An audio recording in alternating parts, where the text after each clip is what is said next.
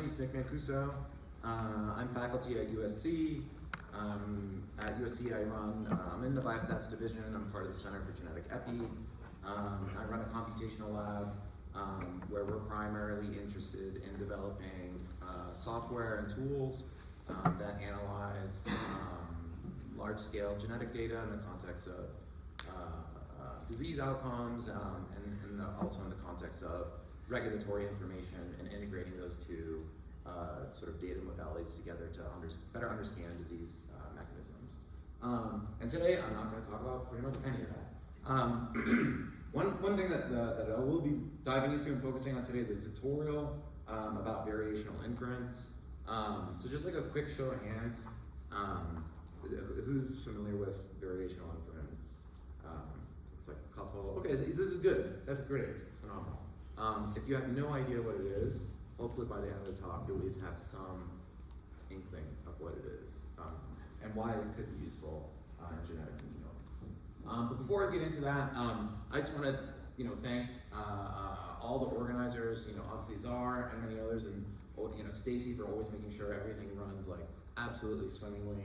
And I wasn't expecting Czar to sort of give the CGSI overview earlier, but the reason I'm doing this is that I've been going to CGSI since like the first year when I was a postdoc.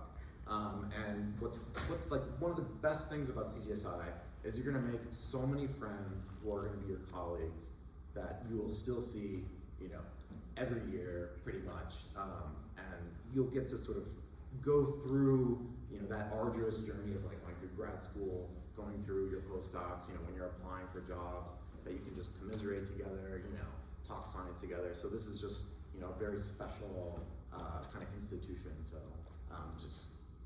it's great. I'm very glad to see like more trainees coming from all this.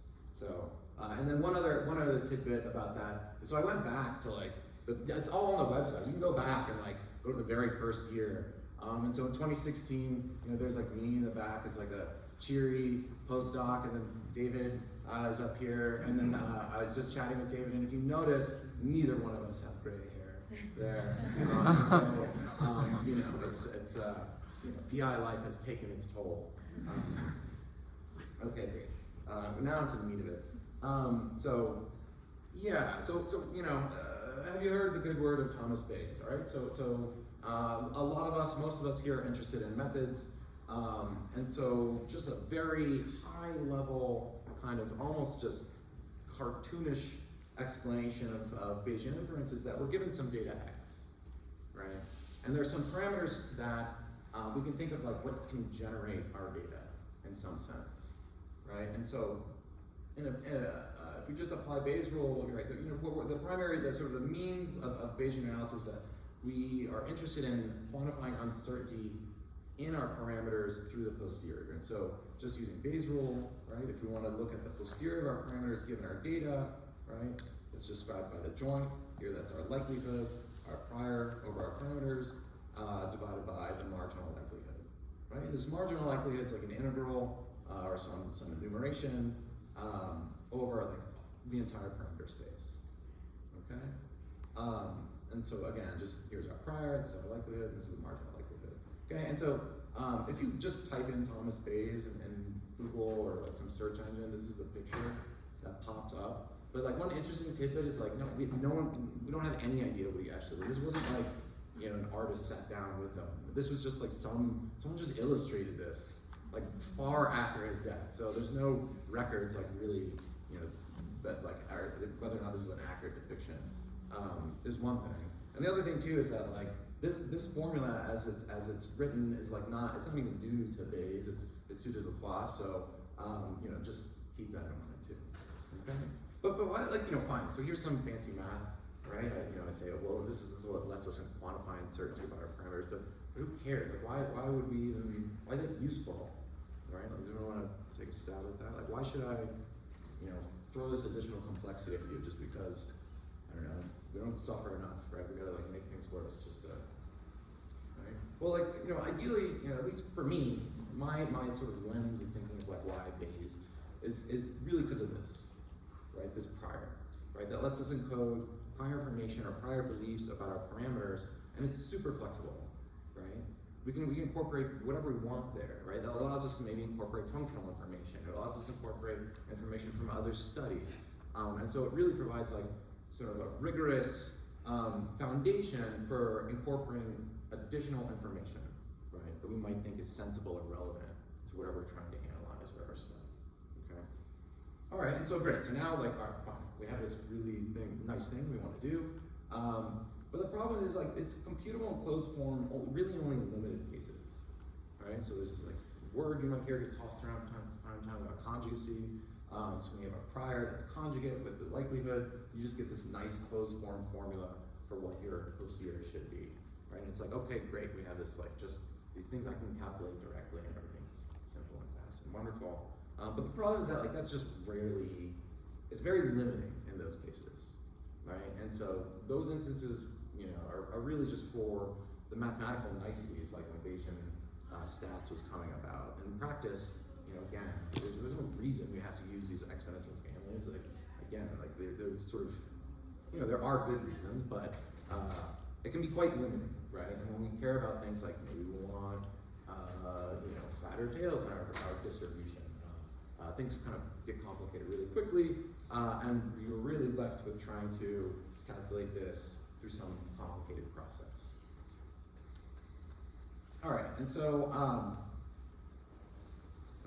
maybe I moved too many things. But all right, before I get to that, I just want to start with a motivating example, okay? And so in statistical genetics, you know, there's been a huge body of literature now at this point demonstrating that genetic variation that affects molecular traits are what we believe to be playing an important role for downstream disease mechanisms, right? It's not necessarily a coding variation that explains most of the disease risk that we see in the population. They're believed to be regulatory in some sense. And so what that means when I say regulatory, it's just, you know, it's regulating some molecular process for something that's coded nearby, right? In some cell type at some point in time, possibly, right? Like all these caveats, but just as a cartoon example, from a nice review a couple years back, you can imagine these individuals, they have some genotypes.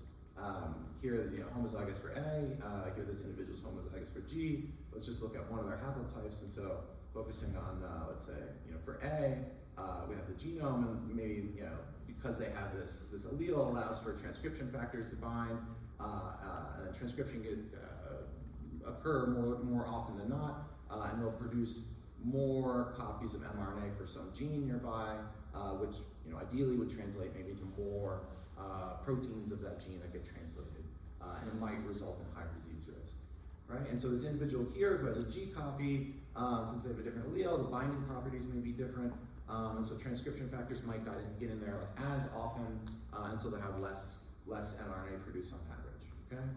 And so this is like kind of like the overarching idea. And so there's a ton of different molecular features that you can look at. You don't just have like gene expression, you can look at splicing, protein, methylation, chromatin, a whole like sort of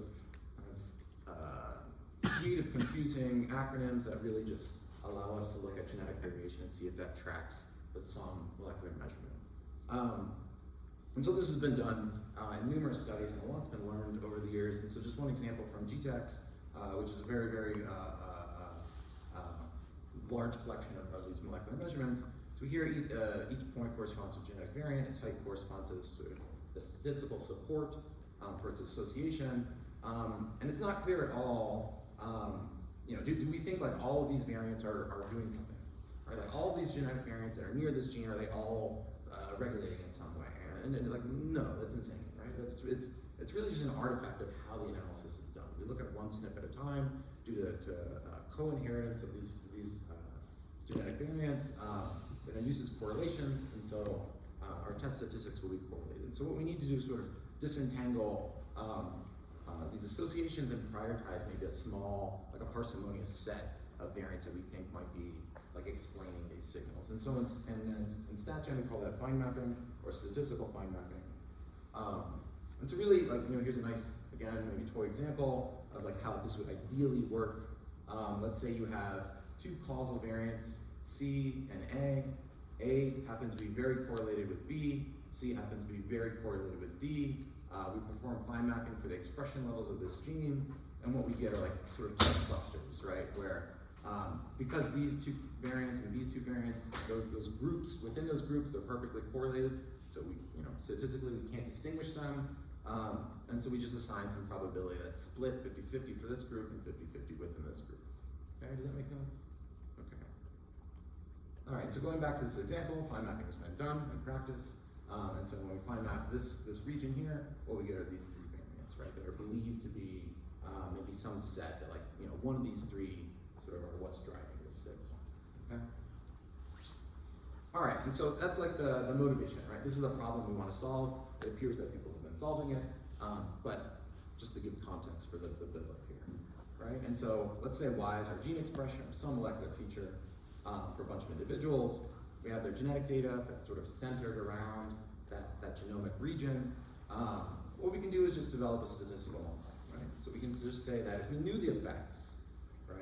So if some oracle gave us those effects, then we could just assume that it's just like a standard linear regression problem, right? But we can encode prior information on those effects, saying that, well, most of them won't have an effect. Most of them will be sparse, that's encoded by this part, and then the other proportion that do will have some effect, okay?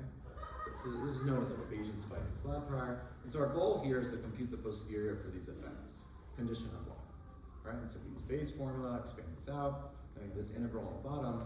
The problem with this integral is that it's exponential with the number of SNPs, right? If we just like naively wrote this out, okay? And the reason for that is that, if we have, let's say, P SNPs in our window, and each one can be included or excluded, how many combinations is that? It's like 2 to the P, so it's a lot.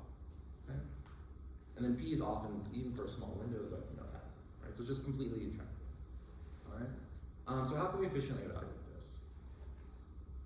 All right, what would we do? Because it's just like, if we were to say, this problem was unsolved, right? And we're just gonna all together chat and be like, this is our CGSI paper, right? We're gonna solve this, okay? We could just limit the number of SNPs in the model by pre-filtering somehow, right? We just say, well, let's just throw out stuff that we don't believe to be involved whatsoever, right? But that's already kind of what we're trying to do in the first place, right? So how do we have kind of a rigorous means to do that, to just like toss out these things, right? And so that requires really a priori knowing like what should be involved. Maybe we can approximate this through sampling, right? MCMC is a thing. You can sample, there's other sampling means that you can do this, right? But the problem with that is we just like naively did sampling or did MCMC, right? It's very high dimensional, right? It's a high dimensional problem, and just sort of naive sampling is gonna take a long time to mix, right? Just because of the curse dimensionality. It's gonna take forever for that thing to get to like some useful sort of space that represents what we think actually is the posterior. And then we can't necessarily use fancier sampling methods that like take the geometry of the problem into account, because it's like by its nature it's discrete, right? And so there's like, we can't really just compute gradients on that. All right? And so lastly, maybe what we could do is say, well, all right, fine. I won't a priori filter what SNP to toss out, right, to like reduce P in the first place, but maybe what we can do is not evaluate that entire integral. We'll only look up to like maybe 2 or 3, combinations that allow up most of 2 or 3 SNPs, right? But the problem with that is it still kind of complicates interpretation. What you're really computing then isn't actually the posterior probabilities. You'll have to do some additional normalization, which in practice could be fine, right? And it is fine, people do that. But maybe we want like just a bit more principle, because again, we just want to suffer, right? Like that's grad school academics. We just, we can't live without making things hard on ourselves usually. And so this is where like the talk starts, okay? So variational inference, or the alternate title, how I learned to stop worrying and love approximate posteriors. And so, rather than trying to figure out what the actual posterior is, maybe we can come up with some surrogate distribution Q. And so like all those other approaches, they're not good enough, but maybe I can get some function Q that like is close to the posterior. Okay, and so what does it mean to be close? What does it mean to have some other distribution Q that's close to the true? And so there's a whole sort of field of study that has these things called statistical divergences. And a divergence you can think of as something kind of like a metric. It's kind of allows you to measure how close one distribution is to another, right? It's not necessarily just taking the parameters and saying, are the parameters close? But it's actually in a distributional sense saying how things are similar. And one well-known example is something called Kucukelbir divergence, right? Let's see here. And so, one nice objective now might be to say, well, I want to find some Q, right, that over the space of all functions Q, right, minimizes the Kucukelbir divergence between Q and the true posterior. Okay? And just based on the definition of the Kucukelbir divergence, right, we can state what this is computing in terms of expectations.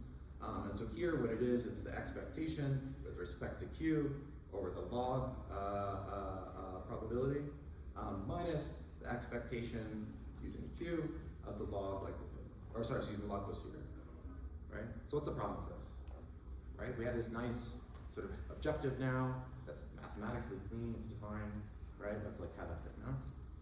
Well, no, because we can't even evaluate it. And the reason is that this is still the posterior, and if we could just evaluate it, that means we can compute the posterior in the first place, and like why bother, okay? It contains that intractable likelihood, and again, the marginal likelihood is just too hard. Oh, and again, so just to give it like a nice visualization of what a KL divergence is doing.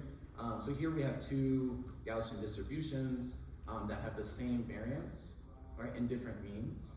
Okay, and you can see that they don't really overlap much. All right, and then here we have another set of Gaussian distributions that also have the same means, and they have the same variance, and they overlap quite a bit, right? But if we were just to take the difference, right, with respect to the parameters, right, those two situations like result in the same. Like if we just took the Euclidean distance, right, with respect to the parameters, those two instances would give the same results, right? But like we get like a very different intuition. Like these two things feel further apart than these, right? There's a lot of overlap here, right? And so the KL divergence is like essentially what's going to correct this sort of issue, right? These will be further in a KL sense than this same thing. All right. So what's done in practice is that rather than actually directly minimizing the KL divergence, what we can do is focus on something called the evidence lower bound. And what this does is essentially just drop the constant term and then just move things around a little bit, right? And so the elbow is going to be the expected log joint minus the entropy of Q, okay? And so this is our objective. It's computable. This allows us to do optimization in this sense. And what's nice about this is that if we do just a bit of some algebra and push things around under this, we can reformulate it, right, in a way that we get the expected log likelihood minus the KL divergence between Q and the prior, right? And so that's computable, we can do that. But what's nice about this is, what is that, right? This is our expected log likelihood, we know that from EM algorithm, but we have a penalty, right? So now essentially we have this like EM-like algorithm that we want, or objective I should say, right? But we have this sort of functional penalty, right? That's saying, well, whatever our approximating distribution Q is, it should be close to our prior, right? Our prior belief. Don't make it too far, okay? All right, so we have an objective. We still haven't said how to optimize it or how to find these Qs. And so that's actually where the name variational inference comes from. And that, you know, that's sort of, sure. What's that? Question? Yep. Like, I just missed the part. You had this equation in the previous slide, and then you jump into the LBO. Oh, sorry.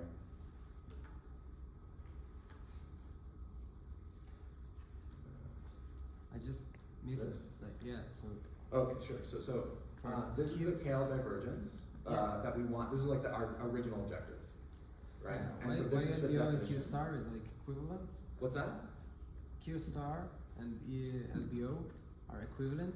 So Q star is defined to be the Q that minimizes this, the KL divergence, okay? And then we can't even evaluate this, right? So that means we can't directly optimize that.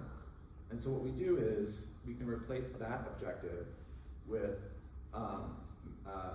maximizing the evidence lower bound, right? And so just if we do, I don't have it on here because I don't have like too much math on the slides, but the idea is that the elbow will be tight with the true KL divergence, right? Like up to if when they're equal, right?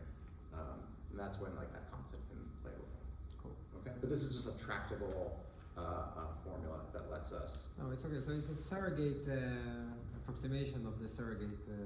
Oh, so this isn't approximating the surrogate. This is just we're changing the objective. Yeah, I understand. Right, and so we want to do arg max over this. Okay. All right.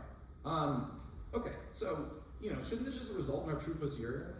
Right. Like if we're saying, okay, like we want to find some Q, right? Let's just do inference over this, and it's gonna like if it was 0, why wouldn't that just get like? Is this just like some cheap hack that we found to like work around all this? Well, the issue is that how do you navigate the space of all possible like functional forms, right? We need to impose some constraints there. And so what's commonly done, right, or at least when the field was leveraged for inference, is we take what's called a mean field approximation. And so if we have a bunch of parameters, right, we would just say, well, the Q function that we're interested in across all our parameters is going to completely factorize. It means like we're going to find a bunch of different Qs for each of those parameters. Okay? And so now with that objective in mind, or a constraint in mind, using some rules from calculus of variations, which is the name variational inference comes from, which I won't go into today, it sort of gives us like this meta algorithm, right? Something like akin to like an EM like algorithm that for our problem, it says, well, if given this, if we want to find the optimal QI, it's going to be proportional to this statement, right? And all this is saying is, imagine that you look at the log joint, keeping everything else fixed, right? If we're looking at the ith parameter, you keep everything else fixed, right? And the only random thing that we're going to be looking at is like the current parameter of interest, and you have to push a bunch of expectations through and do a bunch of math, right? And then what will happen is we'll just magically recognize the nice family distribution, and then we'll say, oh, okay, I see what's happening here. This is a normal distribution. Or I see what's happening here. This is actually like a gamma distribution. And given that, let me collect my terms, right, and put all these things together. The problem is that there's going to be a bunch of dependencies. We'll get into that in a second to see a clear example. But what comes out of this, it gives us like a nice algorithm, right? Like, well, I'm not converged for each of the parameters. We update our variational approximation one at a time. And then when we get to the end, we can check the elbow and just see if we converge. Okay, very simple algorithm. All right, so let's just like look at a quick example here. So we're at, I can't tell how long I've been. How much time do I have to? 8 minutes. 8 minutes? Oh gosh. Okay. Wow. 8 minutes, like from when I the true time. 8 minutes, or okay. All right. So it's been 23 minutes. Okay. All right. So here's a normal, fairly normal example, right? So assume that x's are just sampled from these are scalar observations. They're sampled from a normal with mean mu and some precision tau. There's a prior mu. There's a prior and that tau. So this is like a very classical example in Bayesian analysis. You take a class in Bayesian stats, is like the first thing you learn, right? And so if you do a bunch of like very tedious calculations and like completing the square, what ends up happening is that the exact posterior is going to be proportional to the product between these two things, right? Where mu given tau is going to be some normal distribution, and the posterior of tau is going to be some gamma, and then these parameters have like these closed form updates, okay? And so here mu's dependent on knowing tau, right? So you need to know that, and so that's why we have this joint, right? That doesn't completely factorize in the true posterior. But if we want to take a variational approximation, right? We can just say, well, I'm going to assume my mean field model is going to assume that these factorize, right? So now there's two different Qs defined, okay? And with a bunch of tedious calculations, once again, what we'll see is that there's a normal and there's a gamma. So it sounds like somehow we got to the same thing. But the difference here is that the posterior parameters for mu will have this expectation with respect to Q of tau rather than the true tau, right? Because we're not conditioning that, we don't have it, right? So we're pushing these expectations over, right? And then similarly for our parameters for tau, right? We don't have like the exact values of here this S is going to be the sample variance, which will reflect some of the properties. So we need to be able to calculate this with respect, also with respect to tau. All right. So this is just kind of, the idea is this is a very simple example. I didn't include any of the derivations, which are pretty tedious. But the point is that you get something structurally close, but not exactly the same, right? And so coming back to our example, right, our fine mapping example, right, how does that work here? Well, one really, really nice method that came out a couple years ago is something called SuSiE. This wasn't the first fine mapping method. This is just something that took a nice variational approach, whereas previous methods did not. And so again, we still have this linear model, but the difference being that we assume the effects are going to be the sum of L single effects, right? We say that there's L effects total, right, a priori, and then there's some factorization. And so here, we want to find our optimal Q. Well, so there's L of them, so we say that factorizes over each of the L effects, and that there's this joint factorization between what selects the variance and then the effects given what's been selected. And so again, if you do a bunch of tedious math, you get to a normal distribution for this, and a multi-normal distribution, like categorical distribution for this. Right? And what's nice about this formulation is that computing this is going to be linear with respect to the number of SNPs. And why is that useful? Looking at just the results from the paper, in some simulations, the mean runtime for SuSiE and their setup was less than a second, whereas you can see some previous work. Again, which, I don't want to make it seem like these methods are bad. Their models are really good. They're first in the field, but clearly this is a dramatic improvement in terms of runtime. All right. And so just one other quick example from something from my group. So this notion of this omnigenic model, what it does is it hypothesizes kind of perturbed mediating network that results in complex traits or like variation in complex traits in individuals.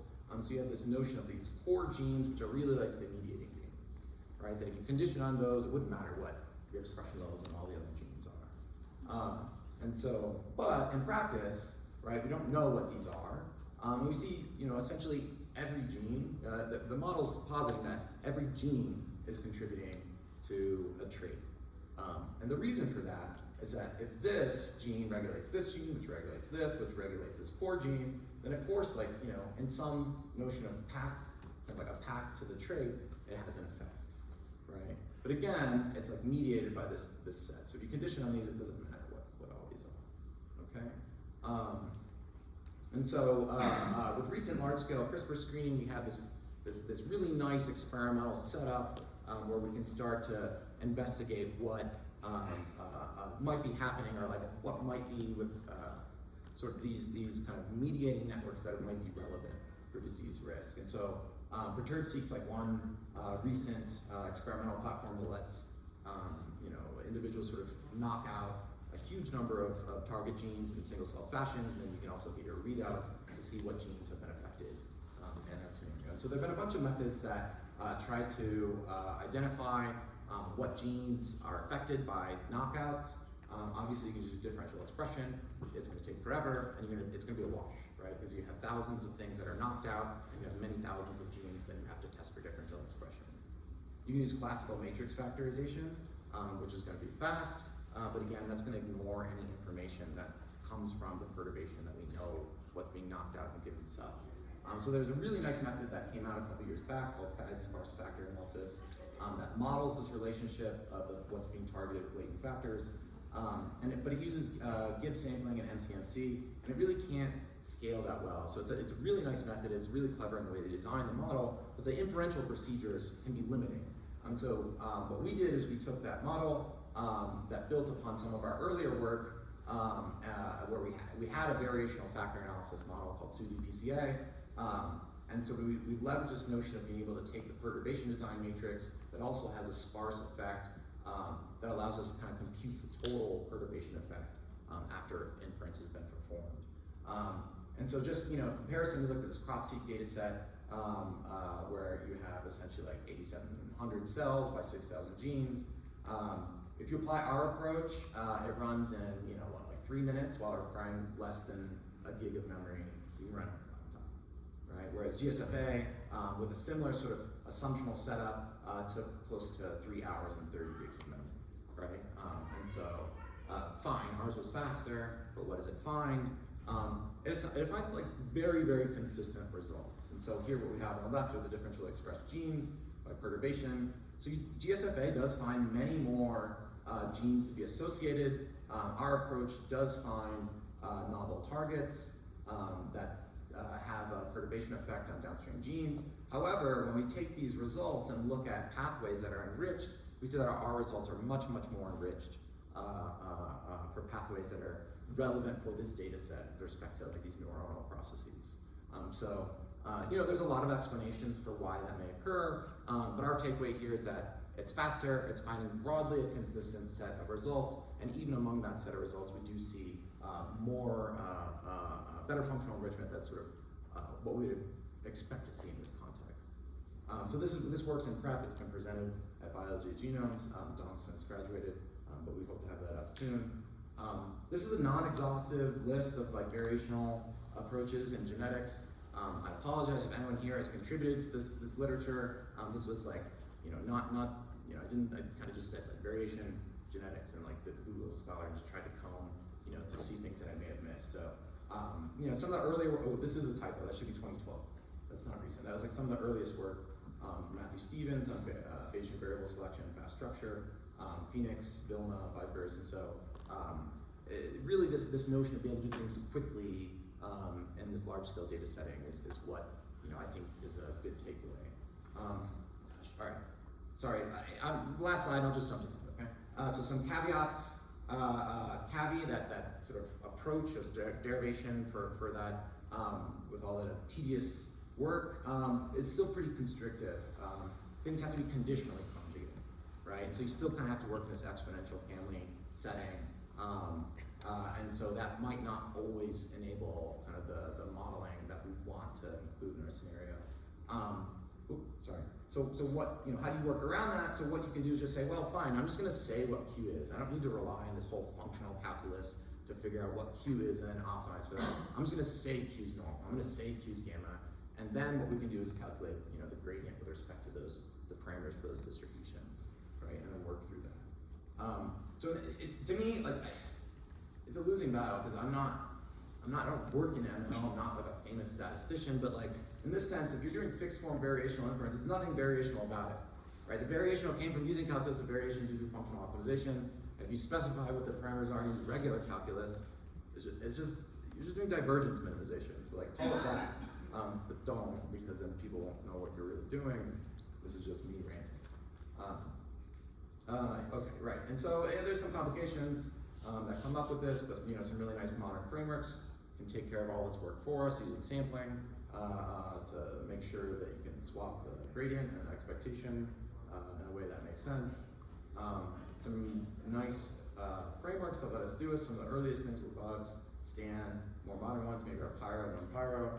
And just like a brief example for like the normal gamma thing that we did. Here's just like I coded this up in like 5 minutes this morning, right? So in non-Pyro, you specify your model, right? It says like we have this gamma prior, we have a normal prior. Here's our likelihood of our data, right? And here's our variational approximation. I have the parameters for my posterior gamma. Here's tau. It's going to be a gamma approximating posterior. It's going to be independent because the normal approximating posterior for mu is independent from this. It just has its own parameters, right? And you just gives it the tool and compute the gradients and for everything forward, right? That's great.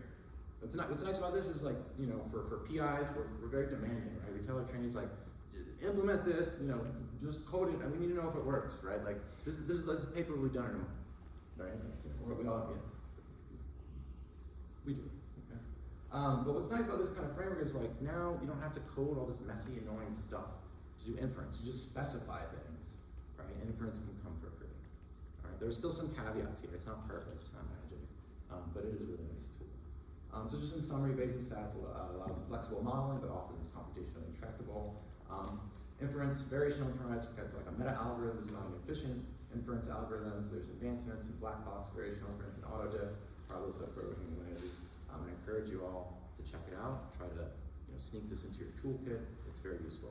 This won't solve all your problems. It doesn't say every approach has to use this, but it's just good to do. Cool, yeah, that's it. Thank you. Sorry for that.